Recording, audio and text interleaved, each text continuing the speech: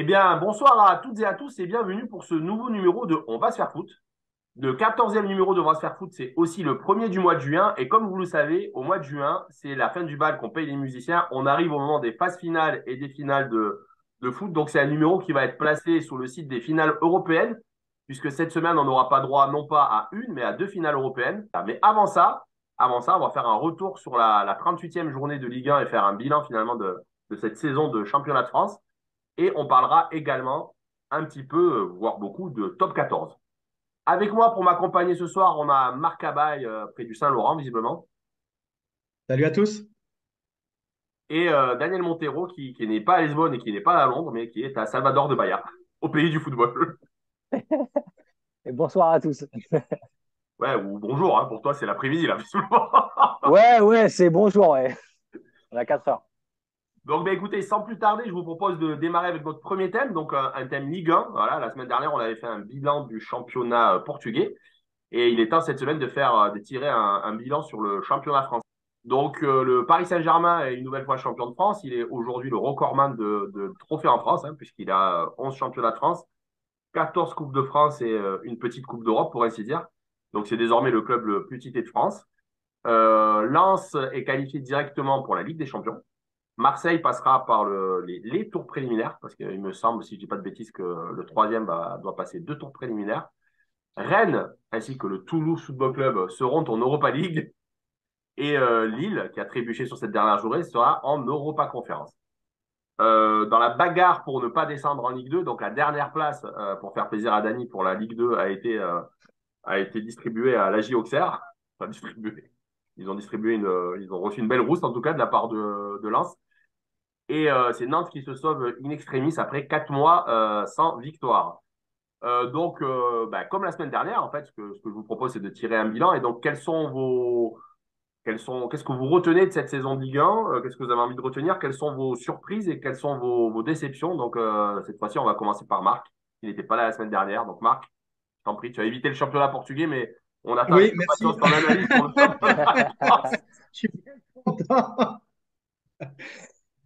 Bon, ben déjà, ça a été un championnat qui nous a maintenus en haleine pas mal de temps cette année quand même, hein. Je vais commencer par le champion, honneur au vainqueur, que je mettrai dans les déceptions. Oui, ils ont gagné, effectivement, ils sont champions, mais en même temps, on est quand même assez clairs tous les trois, enfin, en tout cas. Moi, je ne me voile pas la face. Je considère que le championnat français est un championnat qui est assez faible et que Paris ben, est champion finalement parce que ben, il a de l'argent et parce qu'il a du talent. Voilà, il a des joueurs à talent qui sont bien au-dessus de la moyenne et que cette année, même si Paris est champion, je considère que c'est un des plus mauvais Paris Saint-Germain depuis l'ère Qatari. Je pense que je deviens presque nostalgique des années Ibra, finalement, où l'équipe se construisait au tout début de l'ère Qatari. Je trouve que cette année, Paris s'est vraiment perdu, perdu, perdu, en faisant des choix de recrutement très compliqués, en proposant un jeu très faible et en ayant beaucoup, beaucoup, beaucoup de défaites en 2023. Je ne sais plus combien ils sont classés sur la deuxième partie du championnat, mais je suis pas sûr qu'ils soient premiers. Ils sont troisième, je Euh, crois. Troisième ou voilà. deuxième. Ouais, Ils sont, troisième. ils sont troisième. Donc pour moi, c'est une grosse déception. Et l'an dernier, on avait parlé d'un grand coup de balai à Paris, où on allait soi-disant se séparer de Starlet, etc. Ça n'a pas été fait. On a recruté pas intelligemment. Et ça, je trouve que ça a donné vraiment une année très, très, très médiocre de Paris, y compris en Europe, hein. Bah, Donc, en fait, moi, je vais rebondir sur tes déceptions. On va faire le tour des déceptions et puis après, on reviendra sur les voilà. satisfactions et les surprises. Euh, sur les déceptions, moi, ce que je mets en numéro un sur les déceptions, c'est Monaco. Tu parlais de Paris, mais plus que Paris, parce que Paris, ils sont champions au final. L'équipe qui trouve véritablement sur ce championnat, au vu de son effectif, c'est Monaco. Ils étaient sur une lancée l'an dernier, je crois, où ils terminent premier des matchs retour. Ils échouent, je crois, à un point de la qualification directe en Ligue des Champions et finalement, ils sont obligés de passer par le tour préliminaire. Donc finalement, il continue avec le même entraîneur parce que l'entraîneur était arrivé, je crois, en janvier. Il avait fait une deuxième partie de saison extraordinaire. Donc il continue avec Philippe Clément. Il renforce l'effectif. C'est, moi, je l'avais déjà dit dans cette émission, mais je pense que Monaco, cette année, ils avaient la ligne d'attaque la plus forte de France. Parce qu'ils avaient non seulement Ben Yedder, ils avaient toujours Kevin Volland qui avait fait un championnat incroyable l'an dernier. Ils ont recruté en plus Mbolo et ils avaient Golovin et ils avaient Ben Seguir qui s'est révélé cette année. Plus quelqu'un qu'on connaît très très bien au Portugal, qui est un joueur formidable, Gelson Martins, qui a quasiment pas joué de la saison. Donc c'est l'équipe qui avait la puissance offensive sans doute la plus impressionnante. Par contre, en défense, ils s'étaient affaiblis, c'était un peu plus compliqué. Ils avaient perdu Tchouaméni au milieu quand même. C'était quand même pas une petite perte. Et en fait, on voit que tout au long de la saison, en fait, sur la durée complète de la saison, ils n'ont pas compensé l'absence de Tchouaméni, même s'ils avaient un milieu de terrain pas mal. Ils ont perdu Tchouaméni et Sofiane Diop, qui est parti à Nice, qui étaient quand même les deux meneurs de jeu l'an dernier de l'AS Monaco. Donc, en ayant perdu ça, ils se sont très, très affaiblis. Ils ont quand même fait une bonne première partie de championnat. De janvier à mars, ils étaient injouables. Ils gagnent tous leurs matchs. Ils étaient premiers sur les matchs retour. Et ce qui leur a fait mal, pour une raison que je ne comprends pas, je pense qu'ils se voyaient la gagner, c'est l'élimination contre les Leverkusen au retour à Monaco. Alors qu'ils avaient gagné 3-2 à Leverkusen. Ils trébuchent au péno. Ils s'en sont jamais relevés. Après, le groupe est parti en cacahuète. Par contre, là où c'est intéressant, là où on peut faire le rapprochement avec le Paris Saint-Germain, c'est que Monaco, comme le Paris Saint-Germain, on voit qu'en termes de direction sportive, de présidence, de directeur sportif, tout ça, les joueurs stars sont pas tenus. Donc on voit on a des stars qui sont placés dans un certain confort et qui, à un moment donné, ne jouent plus le jeu.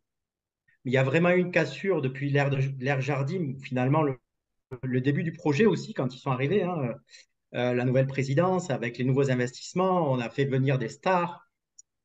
Puis, on a rivalisé avec Paris. On les a même battus une année. Monaco a été champion Ah ouais. devant Paris. Et puis, il y a eu une cassure après, petit à petit, où le club a basculé vers j'achète et je revends.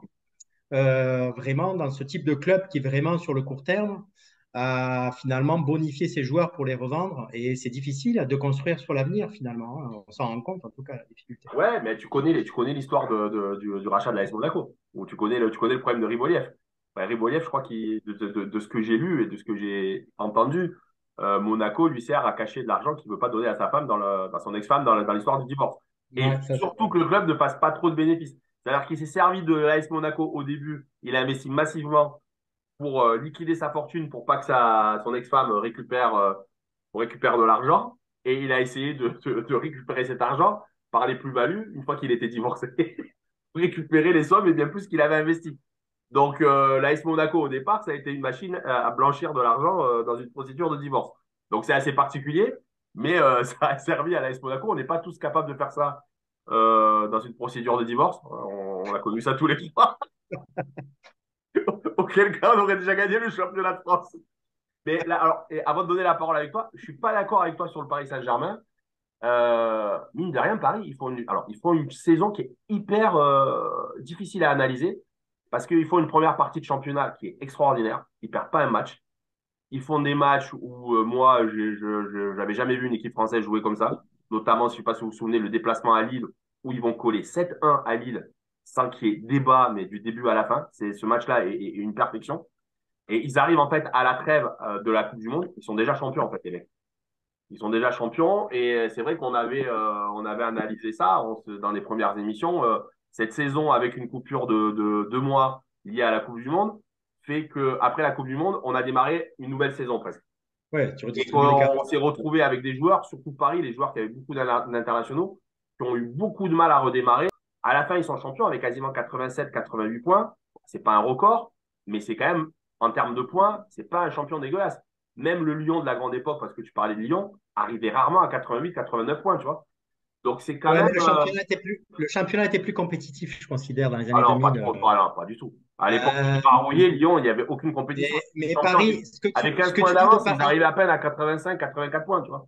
ce que tu dis de Paris, ce que tu dis de Paris, on peut le dire tous les ans. Ils commencent très fort et puis après, ils voient qu'ils sont en tête, hein, et ils pensent plus qu'au mois de mars. c'est-à-dire à la Champions League. Ouais, mais C'est c'est une normal. obsession. C'est Oui, pas. c'est normal, sauf que c'est pas normal de faire une année 2023 comme ils l'ont fait. Elle est catastrophique.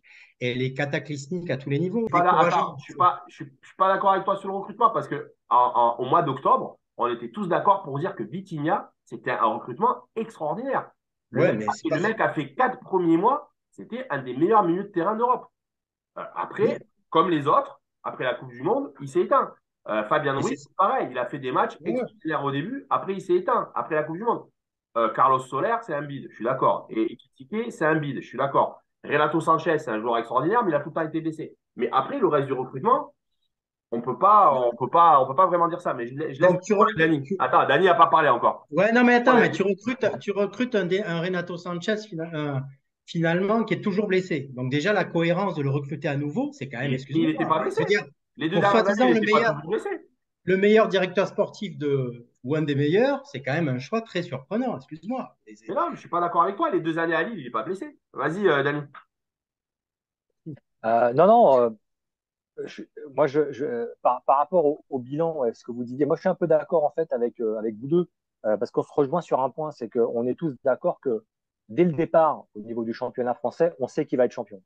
Donc c'est vrai que la déception, enfin moi, si on peut parler de déception de championnat, c'est que c'est un championnat où tu sais que dès la première journée, voilà, il ne va pas y avoir de grosse surprise sur le premier du classement. Et ça, c'est un peu décevant d'un point de vue compétitif. Parce qu'on sait que voilà, à la fin, tout le monde va jouer et qui va gagner, c'est le PSG. Moi, là où je rejoins Mehdi, c'est sur si on se cantonne véritablement au championnat français sans parler du contexte européen, je pense que pour moi, la grande déception du championnat, ça reste Monaco. Monaco et Lyon. J'inclurais Lyon, mais plutôt Monaco parce que quand tu isoles tu retires le PSG du championnat, Monaco, c'est la meilleure attaque du championnat. Et tu as raison sur ce que tu disais, ils ont un potentiel offensif incroyable et ils finissent meilleure attaque, si on enlève le PSG bien sûr, du championnat.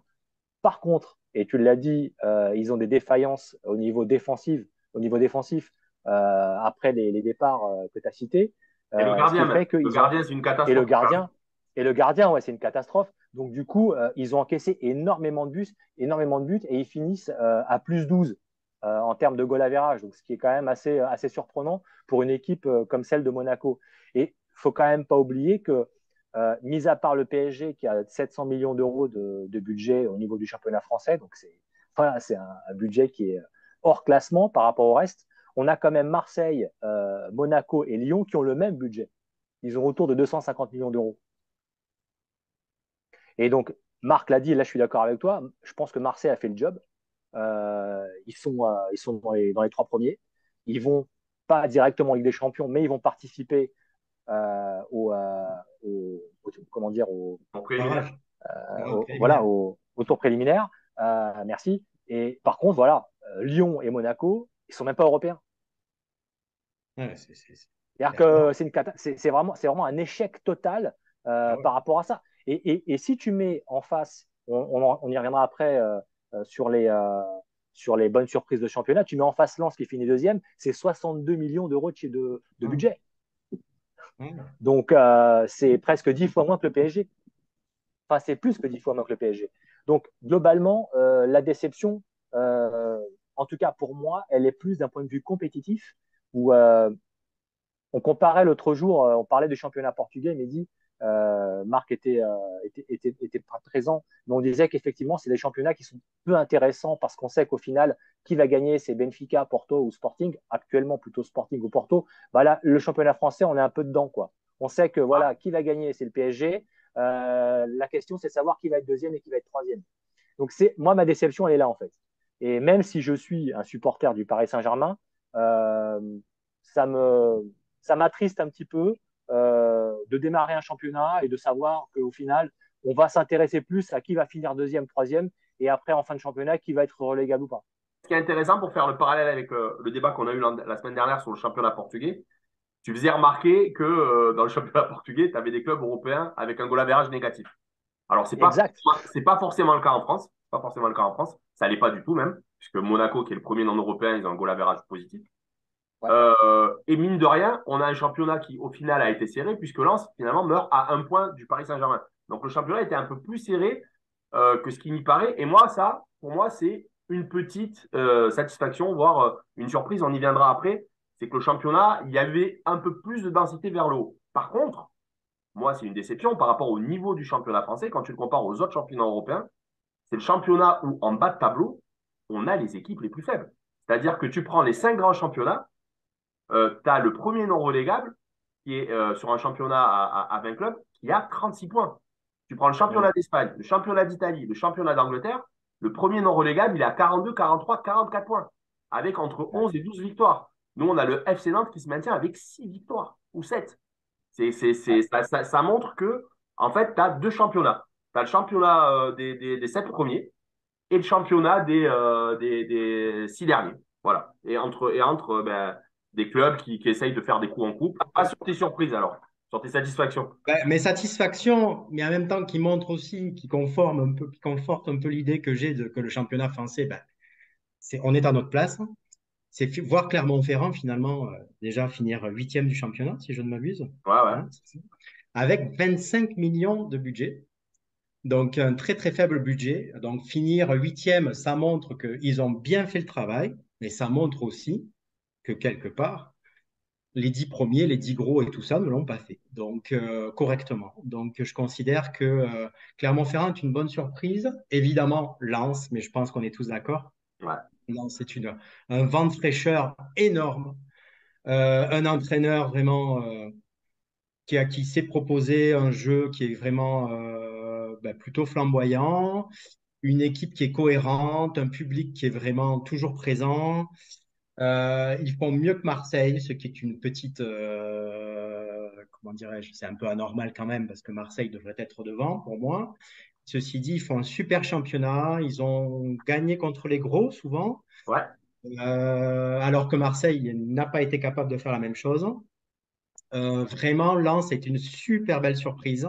J'ai une petite peur, c'est que ça soit une année qui ne sachent pas garder leurs meilleurs joueurs pour l'année prochaine. On a eu peur pour l'entraîneur, il s'est murmuré qu'il y avait des doutes sur le fait qu'il reste. J'espère de tout cœur qu'il va rester cette année encore, parce que c'est maintenant qu'il y a la récompense. La Champions League, ça va être la récompense de cette année, et j'espère vraiment qu'ils vont savoir, comment dirais-je, qu'ils vont savoir garder leurs meilleurs joueurs et puis leur entraîneur. Et pour moi, ça a été un vent de fraîcheur extraordinaire. Bah, pour te Une répondre, jusque-là, semi-déception, attends, hein? jusque-là, pour te répondre, justement, sur Lens, ils ont montré qu'ils savaient garder leurs joueurs. Seko Fofana était hyper convoité par le Paris Saint-Germain l'été dernier. Ils l'ont fait prolonger. Là, on a vu que hier, Lens a refusé une offre de 30 millions d'euros pour Lewis Openda, qui lui a dit qu'il voulait rester en plus de surcroît pour jouer la Ligue des Champions avec Lens. Donc, c'est un club qui, mine de rien, arrive sans aller trop dans la surenchère salariale, parce que là, ils ont que 60 millions de budget, à conserver ses joueurs. Donc c'est intéressant et on peut espérer qu'ils arrivent avec une équipe aussi compétitive que cette année l'an prochain en championnat. Par contre, la vraie nouveauté pour eux, ça va être de gérer à la fois le championnat et la Ouais. Champions League. Par contre, moi, je partage tes satisfactions, que ce soit donc Lens, que ce soit Clermont-Ferrand, que ce soit Reims, que tu n'as pas cité, ou que ce soit sans être chauvin Toulouse, puisque c'est un club qui gagne quelque chose cette année, c'est mine de rien, ce sont des clubs qui ont travaillé en se centrant sur le jeu et qui ont proposé beaucoup de jeux. C'est-à-dire que là où il y avait une cohérence tactique, là où il y avait une identité de jeu de club, ben finalement, ces clubs avec moins de moyens, ou en étant promus, ils sont arrivés à exister et à apporter un vent de fraîcheur dans ce championnat-là. Lens, aujourd'hui, ils sont identifiés, ils ont un style de jeu que tu identifies clairement. Reims, depuis que Will Steele est là, c'est la même chose. Toulouse, depuis 2 ans, avec Montagnier, c'est la même chose. Le PSG, aujourd'hui, tu sais pas comment il joue. Tu sais pas. Ah Monaco, non. tu sais pas comment il joue. Lyon, Laurent Blanc, il change de système quasiment à tous les matchs. Donc finalement, c'est hyper intéressant et effectivement, ça apporte un vent de fraîcheur et c'est même, je dirais, salutaire, puisque finalement, c'est entre guillemets petit club, montre que avec, c'est pas l'argent qui te permet la réussite dans le foot, ça aide, ça te permet pas la réussite. Ce qui te permet la réussite, c'est d'avoir une cohérence tactique, une cohérence identitaire de jeu. Dany? Ouais, non, pour fermer la parenthèse PSG aussi, moi je suis très déçu de l'arrêt de la saison du PSG, hein. Clairement, hein. sur le plan sportif et même sur le plan de l'effectif, ils ont commis des erreurs lamentables. Et tu parlais justement de Lens, tu donnes l'exemple de Lens où il y a vraiment un fond de jeu, de Reims même ou même de Toulouse. Moi, je partage complètement ton avis. Et c'est vrai qu'à Paris, voilà, on est un petit peu orphelin de ça. Il n'y a pas de, il y a personne en fait dans la structure, que ce soit dans la direction sportive ou au niveau même de l'entraîneur, qui a réussi encore aujourd'hui, sous l'ère Qatari, d'apporter ça. Et Si, c'est ce qui si. manque. La dernière identité de jeu du Paris Saint-Germain, pour moi, c'était Laurent Blanc, sur le jeu de possession. Après ça s'est dilité. Il y a eu Ouais, Tourelle pendant la première partie de saison. Ouais, mais après ouais, Tourelle, ouais, il n'y mon avait lieu. plus rien, quoi. Mm. Bah ouais, mais en même temps, on leur laisse pas le temps. La pression est tellement. Tu as eu aussi Carlo Ancelotti qui a commencé aussi très très bien, mais bon, en même temps, on leur laisse pas le temps. Donc le projet, c'est tout de suite et maintenant. Donc ça, c'est un peu décevant. Et effectivement, bon, je suis très très déçu. Et pour revenir sur ce que tu disais, Mehdi, sur l'écart entre le PSG et Lens, moi là, je partage pas ton avis. Hein. Je pense que le PSG, il termine à un point d'écart parce qu'ils l'ont voulu, quoi. Non, pour revenir sur Lens. Pour moi, oui, c'est la révélation de ce championnat. Moi, j'ai hâte de les voir en Champions League, voir un peu l'ambiance aussi des supporters, parce que c'est un club qui a des supporters formidables. Ça fait des années qu'on les, comment dire, ils ont cette culture en fait de. Moi, j'aime bien ces clubs-là, tu sais, qui ont des cultures un peu de supporters, un peu fervents, un peu comme Marseille, dans la lignée de Marseille, Il y avait comme Strasbourg avec. aussi. Mm. Mm. Ouais, ouais, Sauf exact. qu'apparemment, il fait pas bon aller à Bollard, c'était une femme. Ouais, ça. Si j'en crois les dernières Ouais, mais ça, informations. c'est un autre débat. Donc moi, j'ai hâte de voir cette équipe en Ligue des Champions parce que justement, ces petits budgets, euh, ils ont faim. Et je trouve qu'ils ont fait un super recrutement. Et comme vous le disiez, s'ils arrivent à garder la structure, l'ossature en fait de l'équipe, et qu'ils arrivent à convaincre justement les agents et les joueurs, parce que les joueurs, tu arrives à les convaincre, c'est les agents aujourd'hui qu'il faut convaincre. S'ils arrivent à les convaincre sur un projet à 1 an ou à 2 ans, non seulement ils vont valoriser davantage sur le marché, sur ce marché-là, et l'an prochain ils vont faire le jackpot avec le passage en Ligue des Champions. Et c'est une équipe qui peut être une surprise justement l'année prochaine.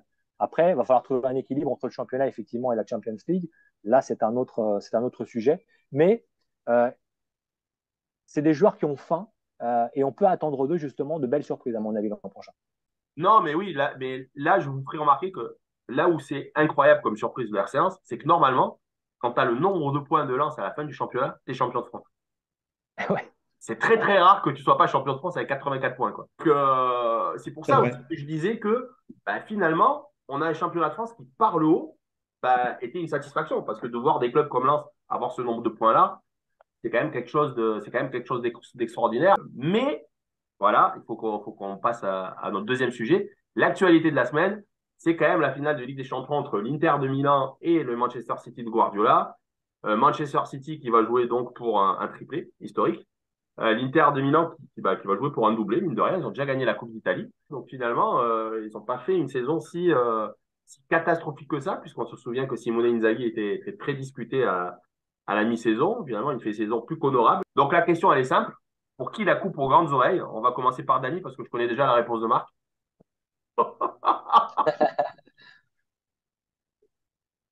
écoute, bon, ça va être un match passionnant, je pense, avec deux oppositions de style. Mais bon, tu l'as dit en introduction. J'ai regardé, je ne sais pas, vous allez peut-être me corriger, mais il n'y a pas d'historique entre les deux, je crois, en match officiel. Manchester City, Inter de Milan. Moi, j'en ai pas trouvé non plus parce que le Manchester City, c'est un club jeune en Champions League. Ouais, tout à fait.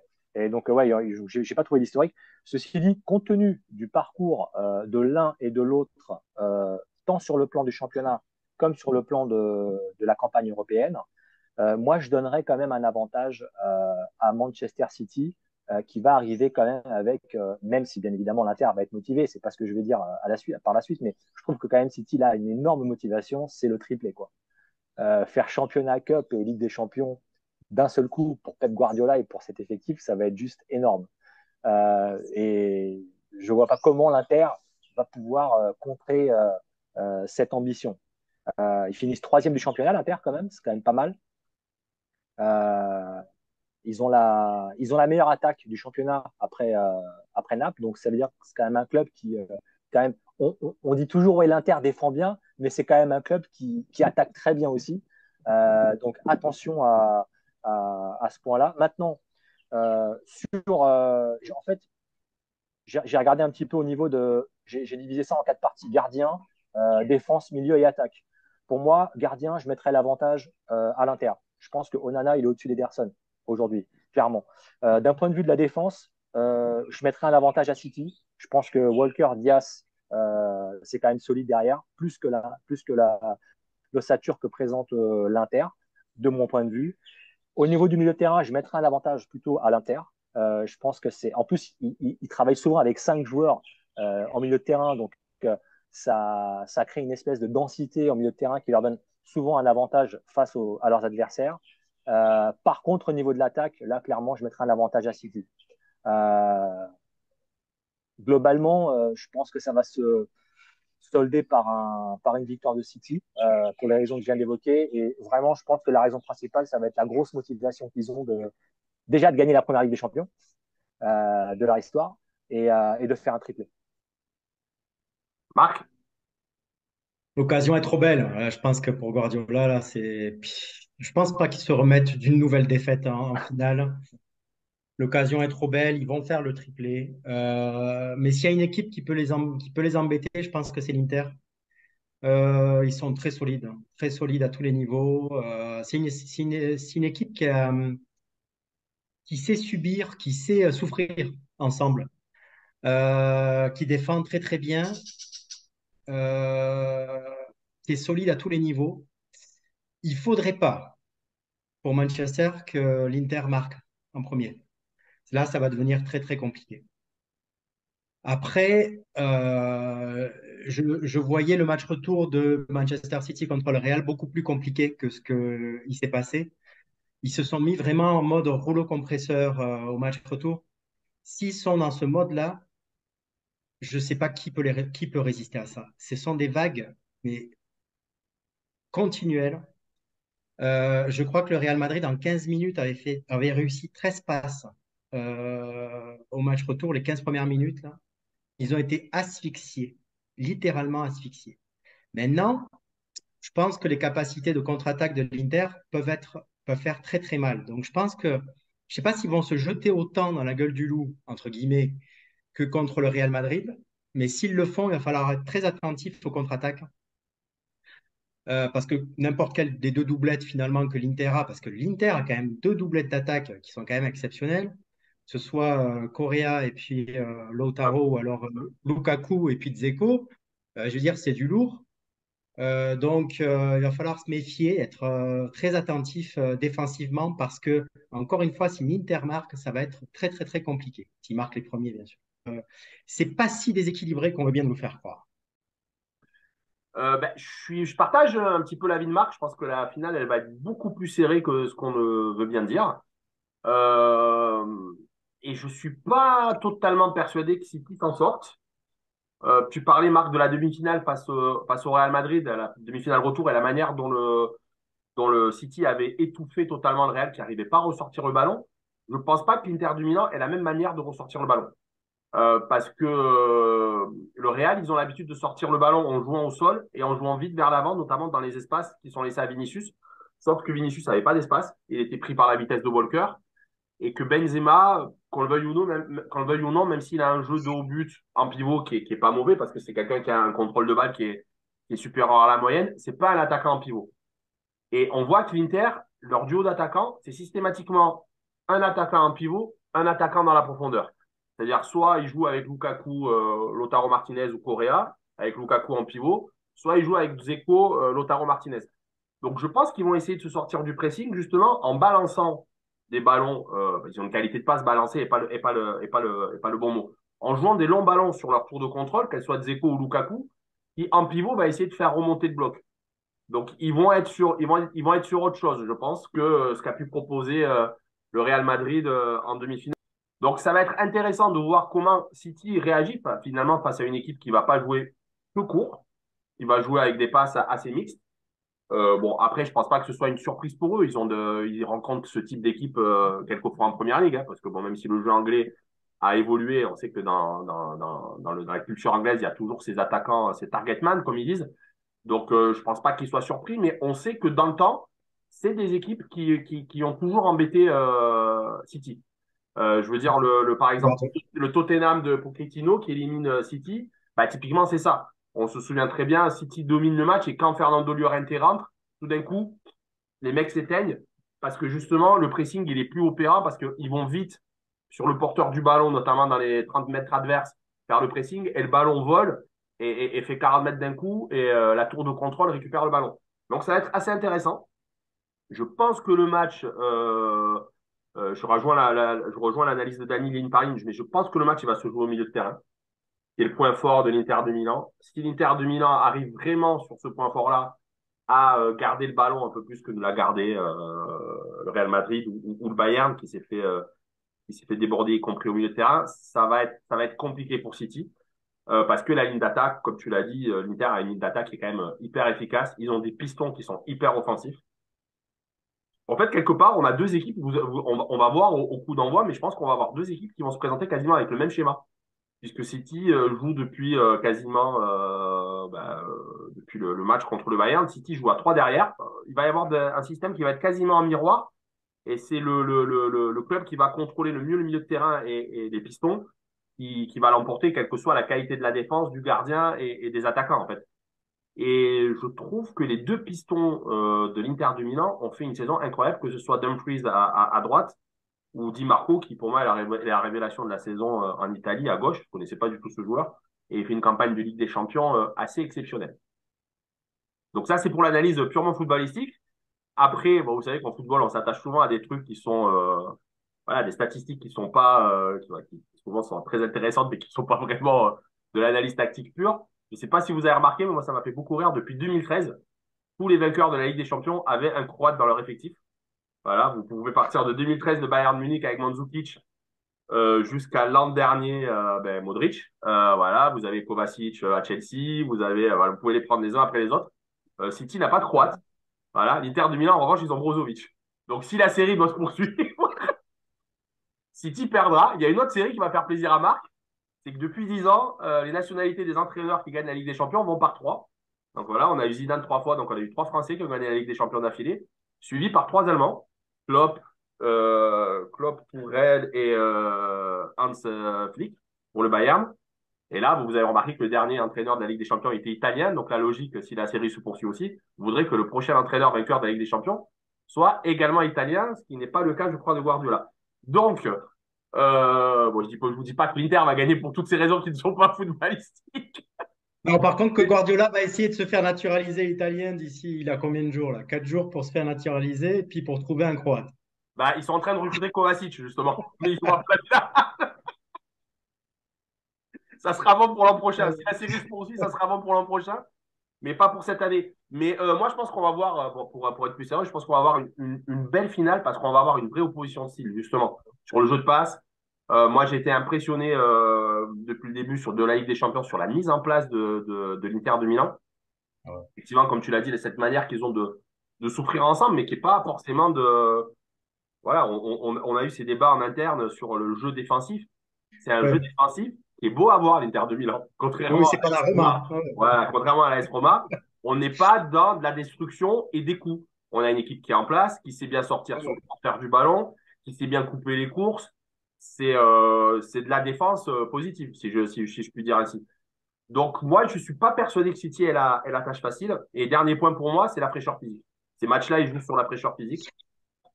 Par contre, je ne sais pas si vous avez remarqué, City a joué le dernier match avec l'équipe 1, Ouais. la finale de la Cup. On s'était posé la question, justement, de savoir qui allait aligner Guardiola sur cette finale de Cup. Il n'a pas fait tourner, il a aligné l'équipe 1, alors que l'Inter Milan, ils ont fait tourner.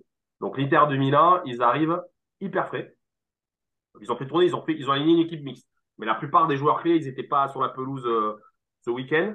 Donc, à mon avis, ils vont arriver avec un peu plus de fraîcheur. Et c'est le genre de données qui, sur ces matchs du mois de juin, s'il fait chaud, enfin, voilà, ça peut avoir son importance, même si dans le football d'aujourd'hui, on a droit à 5 changements. et que du coup, en gérant bien les 5 changements, c'est quelque chose qui peut s'atténuer. Mais on en a déjà parlé ici aussi. Guardiola, c'est pas un féru des changements. Donc voilà. Si, si la fraîcheur physique est pas du côté de City, ils vont pas pouvoir mettre la même intensité. Ils vont pas pouvoir faire le même pressing et je doute que ça passe du coup. Voilà. Mais bon, j'ai une préférence de cœur pour City et je serais bien emmerdé pour faire un pronostic. Voilà, je sais pas ce que tu en penses, Dani. Non, ouais, moi, je reviens sur ce que tu disais sur le milieu de terrain parce que je suis d'accord avec toi, ça va beaucoup se jouer à mon avis sur le milieu de terrain parce que l'Inter propose toujours une grosse densité avec cinq milieux. À la différence quand même que City, quand ils ont joué contre le Real propose trois milieux en fait, parce que le Real finalement joue en 4-3-3. Hein. Ouais. Il joue avec Modric, Kroos et Valverde sur le côté, alors que City propose toujours un milieu avec le piston effectivement, mais il joue en fait avec cinq joueurs devant. Tu as Silva, De Bruyne, Grealish et l'autre, comment s'appelle-t-il Ben, Haaland. Gundogan et Haaland devant. Mais en fait, tu as quatre joueurs qui sont derrière Haaland, donc qui proposent effectivement une densité au milieu, mais qui aussi proposent très rapidement des solutions au T'as niveau oublié De Bruyne. offensif. T'as oublié De Bruyne. Oui, non, j'ai dit Silva, De Bruyne Vas-y, et vas-y. Ah, pardon, pardon. Gundogan et Autant pour Grealish. moi. Et en fait, c'est ça peut-être qui peut être la clé en fait au niveau du milieu de terrain, c'est que le milieu de City peut proposer en fait plus rapidement des solutions offensives sur les côtés, notamment avec Bernardo Silva et Grealish qui vont quand même assez vite et qui peuvent surprendre l'Inter. Euh, Maintenant, l'Inter a un très très bon gardien et ça peut aussi faire la différence. Je reviens, avant de donner la parole à Marc, je reviens sur le milieu de terrain. Moi, ce que j'aime bien dans le milieu de terrain de l'Inter, c'est qu'ils ont ces 3 milieux centraux, et puis ils ont les 2 pistons, mais ils ont 3 milieux centraux qui sont des footballeurs. Je ne vais pas dire que c'est le carré magique de l'équipe de France, mais c'est des meneurs de jeu qui jouent dans les 3 postes de milieu relayeur. Barella, c'est un meneur de Tu jeu. parles de Brozovic, c'est un meneur ouais. de jeu. Et Salianoglou, c'est un meneur de jeu. Et des fois, ils ont Mkhitaryan, qui est aussi un meneur de jeu. Donc, en fait, ils ont 3 meneurs euh, qui jouent milieu-centre, qui ne sont pas des milieux défensifs, genre Michael Essien, Mamadou Diarra. Ils ne sont pas là pour casser l'adversaire. Ils sont là pour être bien en place défensivement, pour faire le premier rideau, pour empêcher la relance. Euh, et ils sont surtout là pour sortir les ballons. Et ils ont une qualité de passe Ouais. et ces 4 joueurs-là, on verra les 3 qui commencent, ils ont une qualité de passe qui est assez exceptionnelle. Marc? Non, mais on a parlé de l'aspect tactique, on a parlé de tout. Puis je dirais que l'aspect psychologique est important. Je pense que l'Inter a beaucoup moins à perdre que Ouais. Manchester City. Donc, franchement, ils ont réussi leur saison, quoi qu'il arrive. Le championnat a été très positif. Ils ont gagné la Coupe d'Italie. Ils ont super bien performé. Ils ont éliminé le Milan AC. Ils sont en finale. Ils ont absolument rien à perdre. Donc, je pense que c'est aussi un élément. Ouais, dernier point, tu le dis en creux, on en a souvent parlé dans cette émission, la Culture Club. Quelque part, si City l'emporte, ça serait un vrai événement parce que au 21e siècle, de nouveaux vainqueurs de la Ligue des Champions, il y en a eu un. Sur les 23 éditions depuis le début des années 2000, il y a un seul nouveau vainqueur de la Ligue des Champions, un seul bijou, c'est Chelsea. Chelsea, ouais. Il y a aucun club qui n'a jamais gagné la Ligue des Champions qui est arrivé à les gagner dans le 21e siècle, surtout dans la Ligue des Champions, nouvelle formule. Si on prend la Coupe des Champions à élimination directe où il n'y avait pas de poule, ouais, on avait des surprises comme le Steaua Bucarest, l'Étoile Rouge de Belgrade, etc., etc. Là, avec les poules, c'est vachement plus compliqué. Et l'Inter de Milan, mine de rien, c'est un club historique en Ligue des Champions. Ils ont déjà, je crois, 3 ou 4 Ligues des Champions. C'est leur 6e finale. Ils n'ont pas l'habitude d'en perdre beaucoup. Voilà, il y a cette culture club à un moment donné qui fait que effectivement la pression elle va être sur City. Ils sont là pour écrire l'histoire, comme dirait Grégory Le Marchal. Ils peuvent inscrire pour la première fois J'y crois sur pas. le trophée. Ouais, la dernière fois c'était Lara Fabian, là c'est Grégory Le Marchal. Ouais. Ah, t'as fait fort. Donc ouais, moi on voit qu'il y a ce poids de l'histoire souvent dans ces matchs-là. On l'a vu la semaine dernière. On l'a vu la semaine dernière. Objectivement, bon, même si j'aime pas la Roma, Séville fait pas une grosse première mi-temps, ils sont dominés. Et puis finalement, le poids de l'histoire fait que, je sais pas, il y a une histoire entre le FC Séville et la Coupe d'Europe et l'Europa League qui fait qu'il emporte quoi qu'il arrive. Ben, les mecs Ouais, vont emporter, quoi.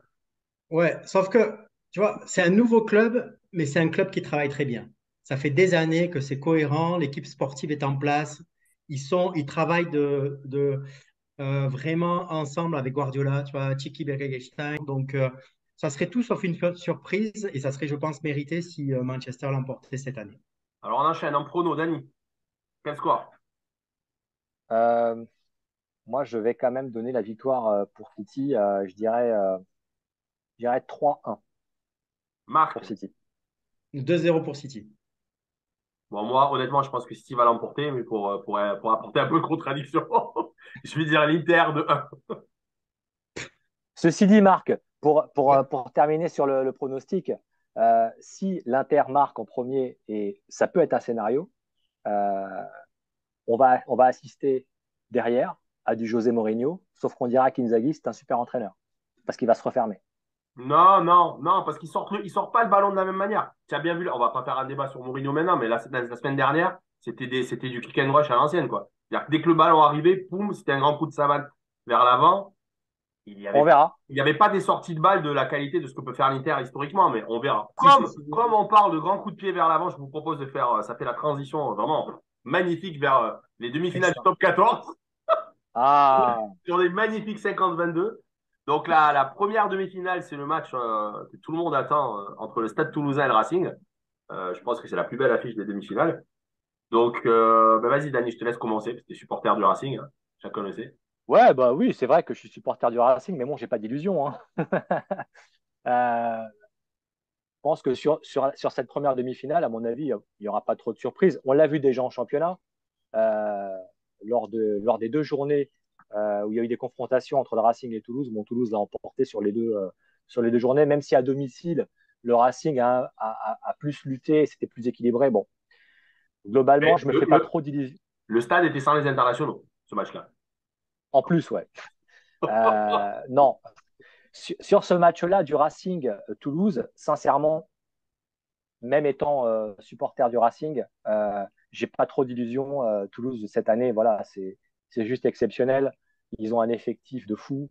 Euh, Ils ont quasiment à eux seuls plus de la moitié de l'équipe de France. Euh, D'ailleurs, c'est assez curieux parce que si la finale se fait entre Toulouse et La Rochelle, on aura quasiment le 15 de France sur le terrain, quoi. Entre Toulouse et La Rochelle, ça, on verra. Euh, ouais, non, sur ce match-là, moi, voilà, je pense que Toulouse va passer, euh, va passer contre le Racing. Par contre, moi, je mettrai un bémol sur le match de La Rochelle-UBB. Parce qu'il ne faut pas oublier que l'UBB a battu La Rochelle en championnat, alors qu'ils jouaient à l'extérieur dans la première partie de championnat. En plus, à cette époque-là, La Rochelle jouait avec son effectif complet. Donc ça prouve quand même que l'UBB a au sein de son équipe un effectif qui peut créer la surprise, notamment avec comment s'appelle-t-il, Madoche Tamboué qui revient fort Ouais, là, dans l'équipe ouais, de ouais. l'UBB. Et on sait que dans ces matchs-là, dans les matchs de phase finale, voilà, des fois, c'est des matchs fermés, souvent. Ça peut arriver. Bon, ça va pas être le cas avec Toulouse Racing, je pense pas. Mais le match La Rochelle-UBB, ça peut être un match un peu fermé où ça peut se jouer parfois sur des exploits individuels pour percer la ligne. Et ce genre de joueur peut faire la différence. Donc, moi, sincèrement, sur La Rochelle-UBB, j'ai envie de mettre une petite pièce sur l'UBB. Je sais pas, peut-être la surprise et qui peut aller en finale contre Toulouse. Donc, alors, la question qui était exactement, tu l'as rappelé, j'ai mal fait mon lancement. La question qui était, doit-on s'attendre à être finale Toulouse-La Rochelle, à une nouvelle finale Toulouse-La Rochelle? Tu réponds non. Ouais, Et tu paries sur ouais, une finale Toulouse-UBB. ouais, ouais, ouais. Ben, moi, je vois pas autre chose qu'un Toulouse-La Rochelle. Je pense que Toulouse peut être embêté par le Racing, bien que le Racing, ils sont à leur place et en même temps, ils ont été parfois devancés par le Stade français cette année. Je pense qu'ils étaient plus quatrième que troisième dans le championnat. Ils sont à leur place. Maintenant, quand tu vois, ils ont des internationaux aussi. Le Racing a quand même un effectif solide, mais je vois Toulouse passer sans problème. Et de l'autre côté, La Rochelle, moi, si j'en reviens au facteur psychologique, euh, ils se sentent hyper forts. Ben, ils ont battu la meilleure équipe d'Europe il y a quelques semaines de ça. Ils ont déjà réussi leur saison, ben, du moins en partie. Puis je les vois gonfler à bloc. Donc je ne vois pas autre chose qu'une finale Toulouse-La Rochelle. Et d'ailleurs, je me réjouis d'une finale Toulouse-La Rochelle. Bon, alors très honnêtement, bon, moi en plus je serais au Stade de France. Si je pouvais voir Toulouse-La Rochelle, je serais l'homme le plus heureux du monde. Non seulement je verrais Toulouse, mais en plus je verrais La Rochelle, qui a des supporters extrêmement sympathiques. Ce qui n'est pas forcément le cas de l'UBB. Pour moi qui suis allé voir les deux demi-finales l'an dernier, j'ai pas trouvé les supporters de l'UBB extrêmement sympas. Mais bon, soit dit en passant. Et on aura effectivement deux des meilleures équipes, enfin quasiment les deux meilleures équipes d'Europe et l'intégralité du 15 de France sur la pelouse qui promet un spectacle incroyable. Je pense que les deux demi-finales peuvent être plus serrées qu'il n'y paraît. Alors surtout, surtout UBB, UBB La Rochelle, comme le dit Dany. Sur Toulouse La Rochelle, sur Toulouse le Racing, on a, à mon avis, les deux meilleures lignes de trois quarts de France. Donc ça peut être explosif en termes de jeu de trois quarts. Mais comme on le sait tous, le rugby à 15, ça commence devant. Et par contre, devant, le Racing, c'est très léger. Enfin, en tout cas, ça m'apparaît très léger, y compris contre le match contre le Stade français en barrage, ou même à 14 et à 7 dans le pack, parce que le Stade français prend un carton rouge dès la 4e minute. En mêlée, ça a été un calvaire tout le match pour le Racing. Toulouse a une qualité, à mon avis, de pack supérieure. Voilà, on vend tout le temps le jeu toulousain. Mais la vraie arme de destruction massive de Toulouse cette année, c'est son 8 de devant, où quasiment les 8 sont internationaux français. C'est quasiment le pack de l'équipe de France. Le match peut être très très vite éteint par le 8 de devant toulousain. Si le Racing rivalise un petit peu devant, alors là, on va avoir un match de trois quarts qui va être incroyable. Voilà. Évidemment, Toulouse a un léger avantage, un net avantage, on va dire. Et on n'en parle pas, mais c'est encore plus important en rugby, le facteur fraîcheur physique. Voilà, on a vu ces dernières années que les clubs qui ne jouaient pas les barrages, Mhm. en général, ils étaient avantagés. Donc là, c'est même pas une semaine de plus qu'ils ont. Enfin, c'est un peu plus qu'une semaine. Mais pour la première fois, les barrages ne sont pas joués le vendredi, samedi, ils sont joués le samedi, dimanche. Et donc, du coup, les vainqueurs des barrages, ils ont 6 jours à peine de récupération, qui en rugby est court. Hein. Alors, sur l'UBB, je voulais quand même en parler avant de parler de l'analyse du match. On a vu dimanche quelque chose de purement scandaleux. C'est-à-dire qu'on arrive en barrage, en quart de finale du plus grand championnat du monde de club, hein, quasiment, puisque aujourd'hui, les meilleurs joueurs du monde jouent dans le top 14. Et on a une vidéo arbitrage qui ne fonctionne pas. Ouais, c'est On a scandaleux. l'UBB qui se qualifie sur des essais qui ne sont pas valables parce qu'il n'y a pas de vidéo arbitrage. Donc Mhm. oui, l'UBB mérite en quelque sorte sa victoire parce qu'ils avaient des facteurs X, notamment Temboué, comme tu l'as dit, et Jalibert, qui a quasiment pas joué de la saison et qui donc arrive frais comme un gardon sur les Mhm. matchs qui comptent, qui sont incroyables et hyper en canne, mais enfin, normalement, ils doivent jamais passer ce match. Si la vidéo arbitrage n'est pas en panne, jamais il passe. Le premier essai n'est pas valable. Le dernier, c'est plus que limite parce qu'il y a la roulade. Et le deuxième, il n'est pas valable non plus. Donc, en fait, normalement, il n'y a pas dû avoir match. Et on devrait voir La Rochelle, La Rochelle-Lyon. Donc, bon, maintenant, voilà, ça fait partie des histoires du rugby. Donc, on va voir ce qui se passe samedi pour le coup. La Rochelle, normalement, il ne devrait pas avoir trop de soucis à se faire. Maintenant, c'est la décompression du club après avoir gagné la Coupe d'Europe. Est-ce qu'ils sont surmotivés pour faire le doublé ou pas? C'est dur mentalement de faire le doublé pour la fraîcheur mentale, tu vois. Il a mine de rien, il n'y a que deux clubs qui ont fait le doublé dans l'histoire du top 14. C'est le Racing Club de Toulon et c'est le Stade Toulousain. Donc, c'est pas quelque chose de très, très, très fréquent. Donc, est-ce qu'ils vont avoir la fraîcheur mentale? L'UBB, ils reviennent d'entre les morts. Voilà, on a eu beaucoup de ça aussi dans l'histoire du championnat de France. Le club qui termine sixième, on se souvient qu'ils ont Ouais, viré Urios en cours de saison, ouais. qui était vraiment en galère et qui, sur la fin, finalement, vient coiffer tout le monde parce que sur l'euphorie, etc., etc. Je sais pas, c'est pareil, hein, ça va jouer devant, mais là, pour le coup, à mon avis, le match devant, il est équilibré entre le paquet d'avant du bébé et le paquet d'avant de La Rochelle. Je dirais effectivement aussi du bébé. Voilà. Mais vraiment très très court, hein. Je pense qu'ils vont gagner d'un ou deux points. Ouais. Wally Et Walou. pour Toulouse, Ouais. et pour Toulouse, t'oubliais, contre le Racing, ils vont quasiment jouer à domicile, hein. C'est à San-Sébastien, la demi-finale. Donc, Ouais, pour les après, je supporters, sais c'est. pas. Alors, honnêtement, nous, on a essayé d'aller voir les demi-finales. C'est très compliqué, hein. Enfin, c'est très Mm. compliqué. On va dire que mais c'est pareil, hein. Bordeaux, à mon avis, ils vont jouer à domicile, hein. Bon, La Rochelle est pas très Ouais, loin, c'est à domicile. Ouais. mais on Ouais. va à domicile. Mais on va passer à notre dernière séquence. Donc, normalement, on a plusieurs pronos, mais bon, les championnats étant finis, on en a qu'un seul. Voilà. Juste après cette émission, vous allez pouvoir déguster la finale d'Europa Conférence entre la Fiorentina derrière moi et le West Ham. Voilà, West Ham de Lucas Paqueta, comme je le disais tout à l'heure.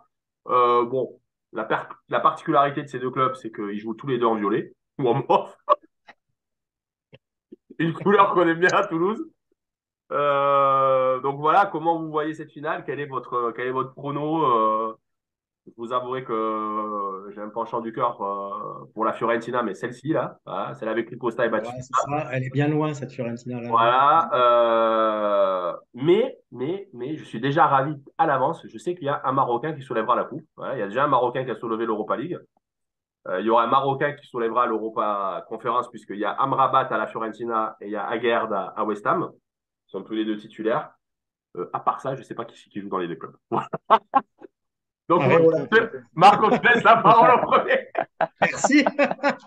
Merci du cadeau. C'était la patate chaude. Bah, très honnêtement, ça déchaîne pas les passions chez moi. Non. Je dirais que la Fiorentina, ben, ça, c'est très, très éloigné de ce que tu peux montrer derrière toi, Mehdi. Je crois qu'ils ont terminé Ils ont terminé septième. Hein. Huitième. huitième. Ouais. Ouais. Ouais, mais il y a une belle hype autour de la Fiorentina. Je ne sais pas si vous avez vu, mais l'entraîneur de la Fiorentina, il est en pole position pour récupérer Naples. Mhm. Ah ouais? Il a la cote Pourquoi? en Italie. Ça joue bien? Ça joue Apparemment, bien? apparemment, ça joue bien. Ok. T'as regardé beaucoup de matchs de la Fiorentina, en fait. Ouais, vraiment, je cache pas que je serais beaucoup moins loquace qu'avec le PSG. Tu vas faire Heureusement, 3 minutes, c'est ça? heureusement, mais très honnêtement, je sais pas pourquoi je vois West Ham qui a fait une bonne saison quand même cette année, si je ne Non, pas m'abuse. trop, non. Ouais, Non, non, ouais. pas trop. Non, ils finissent Pas trop, 14e. non. Ils disent 14e, ils ont été relégables pendant longtemps. C'est pas la Ils meilleure sont à saison de moins l'Ouest. 13. Ok, Et au bon, goal donc average, ils sont à moins 13. T'as bien suivi le championnat anglais, en fait. T'as suivi que City dans le championnat. j'ai dû inverser. T'as Non, confondu avec Aston Villa, non? Qui joue en mauve aussi. à vrai dire, je me fous un peu de ce match. Ça se voit un petit peu. Donc, j'ai pas vraiment bossé le match. Ah, tu dois nous donner un score quand même. Hein, mais, Donc, je peux dire que ouais, le fighting spirit, on va dire West Ham qui gagne ce match avec un aréola de feu. Ouais, non, non, je vois bien West Ham gagner. Ah, tu sais Mais qu'il y a Areola quand même. Bon, alors, moi, je vais essayer de faire vite. Je pense que ça serait beaucoup plus sympathique si la Fiorentina gagnait, notamment au vu de leur saison. Voilà, on a un club qui a fait une bonne saison dans son championnat. En Coupe d'Europe, West Ham, ça a été beaucoup plus compliqué cette année. Dany l'a dit en creux. Après, je pense que West Ham va être un peu plus motivé parce que je crois que le vainqueur de l'Europa Conference, il est qualifié en Europa League et que donc, du coup, pour West Ham, c'est la seule chance de récupérer un strapontin européen. Alors, je pense Lâche que la Corona. la Fiorentina est peut-être qualifiée de nouveau en Europa Conference en étant huitième ou pas loin, puisque les quatre premiers sont qualifiés pour la Champions League en Italie. Donc, euh, donc voilà. Et après, c'est un match qui se joue sur les individualités. Euh, ouais, à West Ham, ils ont Paqueta, voilà, qui est un joueur incroyable. La Fiorentina, je vois pas trop d'individualité. Ils ont Amrabat, effectivement, le Marocain, qui lui, pour le coup, est un milieu défensif assez destructeur, qui peut arrêter toutes les attaques de West Ham à lui tout seul. Donc, moi, je donnerais la Fiorentina vainqueur, c'est plus un choix du cœur, 2-0, mais je suis pas convaincu. Et juste une parenthèse, je sais pas si vous avez remarqué, mais les deux finales de cette semaine sont donc des finales italo-anglaises. Ouais. Dany, ouais. Ouais, bah écoute, on a assisté cette année quand même à un retour en force du football italien hein, sur le plan européen, hein, c'est vrai. Faut quand même le souligner, avec des équipes italiennes quand même assez en forme en Ligue des Champions, des équipes italiennes plutôt bien positionnées en Europa League puisqu'on retrouve l'AS Roma en finale qui perd contre Séville. Et ça serait quand même dommage que au vu de cette vague italienne, qu'on n'ait pas au moins un Italien qui gagne une compétition européenne. Parce que, étant donné que l'Inter, je ne pense pas qu'il puisse passer contre City, on l'a vu tout à l'heure, ou alors qu'il y ait une surprise. Moi, je verrais bien quand même la Fiorentina apporter un titre à l'Italie. La Fiorentina finit 8e. C'est une équipe plutôt équilibrée. J'ai regardé un peu rapidement les stats en termes de buts marqués encaissés. C'est quand même assez équilibré, alors que West Ham, cette année, c'est quand même une catastrophe. Ils finissent avec moins 13 en termes de goal average. C'est une équipe qui est assez déséquilibrée défensivement. Et face à la Fiorentina, je pense que ça peut basculer en faveur des Italiens. Donc, moi, je dirais plutôt une victoire de la Fiorentina, je dirais 3-1. Et je suis aussi nostalgique de l'époque de Rui Costa. Alors, moi, c'est plutôt Batistuta, mais vraiment, les deux ensemble étaient incroyables. Et de Torricelli aussi. Je ne sais pas si vous vous souvenez, Moreno Torricelli avec ce boucle à Mais main. oui, Ah mais oui, oui, oui, oui, ouais, ouais. Torricelli. Ah ouais. Voilà. Donc, une équipe assez incroyable, entraînée par Trapattoni, dont Ouais. on a parlé, il y a 2, 3 émissions. Donc, ouais, ben, est-ce que quelqu'un est capable de me citer le nom des buteurs ou on n'insiste pas? Je crois que moi, je vais passer. Parce qu'on aura bien compris que je ne suis pas un spécialiste des deux clubs. Moi non plus, je suis Donc, incapable de citer le nom des très buteurs. honnêtement, non. Là, Arthur Cabral pour la Fiorentina. Arrête, tu triches, tu es sur ton lanceur. J'ai vu. Oh là là, je sais même pas qui est ce gars. Moi non plus. C'est le frère de Marc, non? Ils ont le même nom de ouais, famille. c'est ça. Ouais. Bon, en tout cas, on vous dit, dans la joie et dans la bonne humeur, on espère que vous allez savourer cette finale qui commence dans quelques instants. En tout cas, nous, on est sur le qui-vive, vraiment, on va se Ah régaler. oui, vraiment, J'ai déjà ma bière. Donc, On l'a vu pendant l'émission. donc, on vous dit, on vous souhaite deux très bons matchs, deux très belles finales, des belles finales, de belles demi-finales du top 14 aussi. Et on vous dit à la semaine prochaine où on analysera, on fera le débrief de la finale de Champions League, hein, peut-être pas de l'Europa Conférence. Et on se projettera vers la finale du top 14. Et pour faire plaisir à Dani, si elle est toujours en cours, la finale de NBA. Allez. Allez, t'as une semaine pour bosser, Marc, sur la finale de NBA. ouais. Faut que je m'y mette. À la semaine prochaine. Salut à tous. Allez, ciao à tous. Bye. Ciao, ciao. La French Radio. Portugal.